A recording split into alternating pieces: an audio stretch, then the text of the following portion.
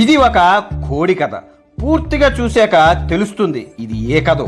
ఒక పెద్ద చెట్టు పైన ఒక కోడిపుంజు కుక్కు ఉండేది. హ్యాపీగా జీవితం గడుపుతూ ప్రతిరోజు తెల్లవారుజామునే లేచి కొక్కరో కో అని కూస్తూ అందరినీ నిద్రలేపేది.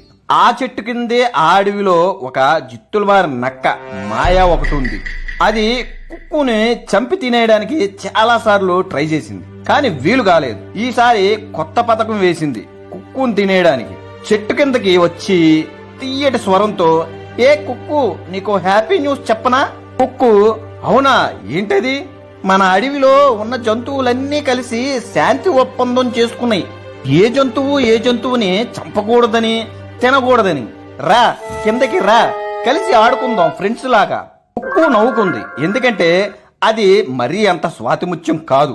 అవునా, నిజమా, సంతోషం, సరే గాని అని తలపైకెత్తి చూసి, నేను ఒకటి చూశాను.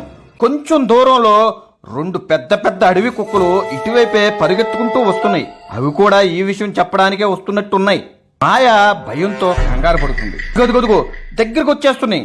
కుక్కలు వచ్చి తనని ఎక్కడ అటాక్ చేస్తాయో అని వెనక్కి చూడకుండా పారిపోయింది మాయా నక్క.